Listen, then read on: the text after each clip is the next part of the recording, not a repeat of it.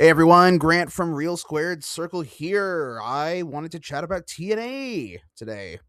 More specifically, TNA had their AMC debut last Thursday, and 2 nights later, they held their TNA Genesis pay per view.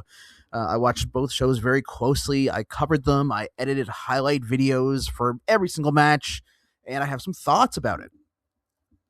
TNA's debut on AMC, this has been built up for a long time. It feels like years, but it hasn't been. It's been like, what, a month or 2 months or whatever. But it was hyped. It was anticipated. People thought this was the night that TNA would become the number 2 promotion. And it didn't. It just didn't even come close. It was a disappointment. As someone who went into it wanting to find the best, wanting to look at the good, wanting to put the positive spin on TNA, I came out of the show deflated. Not only did I come out of the show deflated, I came out of the show not caring at all about the pay-per-view on Saturday night. This show was a mess. I won't do a full in-depth run-through, but we will quickly run through what was on the show. AJ Styles returned to TNA. It meant nothing. It meant nothing. He did a quick little promo, said nothing of importance. You could argue his backstage stare down with Frankie Kazarian like 30 minutes later. You could argue that was more important than his entire speech in the ring. It was a hook. That's all it was. His appearance was a hook to get people to tune in, and I guess it did the job. We'll find out later today by the ratings. We'll see what the ratings look like. Elijah and the Hardys took on Order 4. This was kind of my high point of the show, to be honest with you. I'm one of those people. I still love the Hardys. I still think they can go. I think they're entertaining. You throw Mustafa Ali into the ring with them, and it's like, hey, this is a match. This is worthy of being on TV. This is kind of like the high point, but it was short. There was a lot of commercials. It was okay. It was okay. It was acceptable. That's kind of the bar I'll put of that. The Inspiration versus the Elegance brand for the Knockouts Tag Team titles. I had a lot of high hopes, anticipation for this match, and it failed on every front. I thought the Elegance brand, I like them. I think they're good in the ring when I've seen their one-on-one matches, and I've been impressed. But they didn't do anything to show the fans that they were impressive talent on this night. They introduced Mr. Elegance, which I thought was a complete flop. It was terrible. They had Perez Hilton out there with them. Whoever made that choice really needs to just be fired. He should not have been on the show in any capacity. And the Inspiration, it turned out it was their last match with TNA before leaving the company. So why include it on this big show to begin with? Didn't make sense. The match was nothing special. It's not going to gain any viewers for TNA. The main event, Frankie Kazarian versus Mike Santana. I've been watching TNA for a while now, and I feel like this was the rematch of these two fighting for the title. I didn't care about it going in. It was quite obvious that Santana was going to win the belt back from Kazarian. They just wanted the big moment for that debut show, and it made sense. It was nice, I guess. The ending of the match was a complete mess.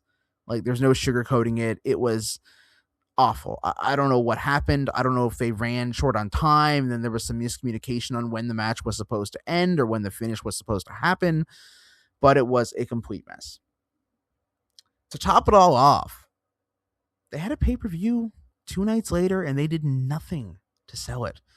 They shot the most important angle of the show after the show had gone off the air, where they finally cemented the main event for Genesis. I think that was crucial to have on this show. I don't know why they didn't do it, but looking at the total package, all the matches I just talked about, like, this show was a flop. The production was terrible. The matches were uninspired at best. That's being kind about it. And I don't think they did anything to make anyone who watched the show want to come back next week. And that's what wrestling's all about at the end of the day, right? Give us a reason to say, hey, I want to watch next week and see what happens here. There was nothing. There's not going to be any follow-up to any of this. Really. I mean, I can't think. The Hardys and Elijah in Order 4, the only thing they pretty much followed up with. So, man, it was lacking. I was disappointed. So here we are 2 nights later, Saturday night, pay-per-view time. Whatever issues they had with production on the Thursday, they fixed them 99.9% for the Saturday. Completely different show. A lot of wrestling, a lot of great matches, a lot of great moments. Elijah Mustafa Ali delivered on all fronts. Fantastic match. It made me think Elijah's like a top tier talent here. Mustafa Ali pulled a great match out of him. Mara Sade against Ryan Nemeth, a rare intergender match. You don't see those very often. Entertaining, not like the best technically wrestled match, but entertaining. It's got to be a variety show. That's what a good pay-per-view is. It's different styles, different types of matches, and these first two matches just nailed it in that sense. Rich Swann versus AJ Francis. I have no idea what the buildup has been for this, but it was a solid match. If you're a fan of either of these guys, you're not going to be disappointed with what they put on. Triple threat, Joe Hendry versus Moose versus Cedric Alexander was fantastic. Man, they had me thinking Moose was injured, like he was never going to wrestle again in his life. And they needed that hook because with Leon Slater being pulled and the X Division title not being on the line, this triple threat meant nothing. But they did, man, they gave me my money's worth, is what it felt like. So 4 matches we've just gone through. All of them different.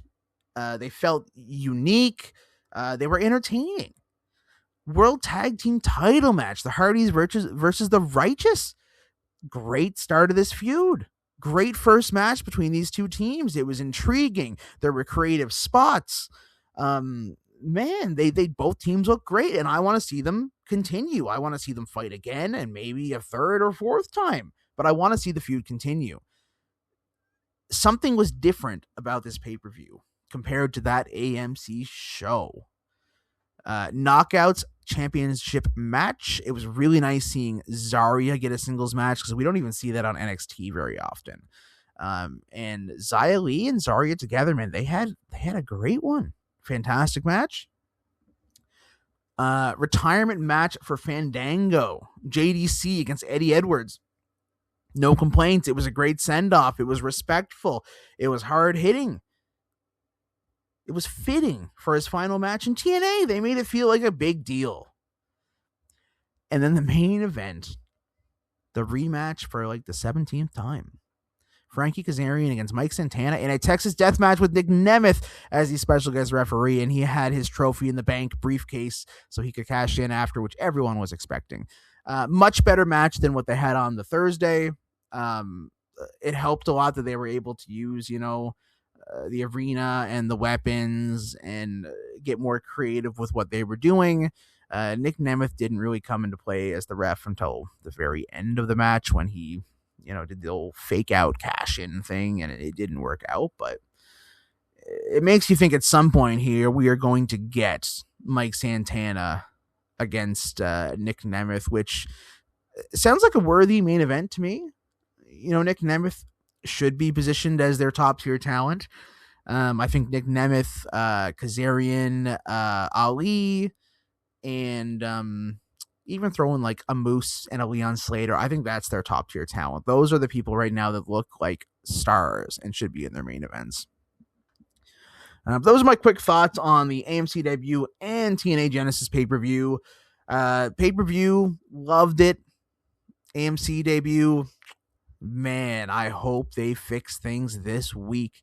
They need to follow up with a banger show and give me a reason to want to tune in next week.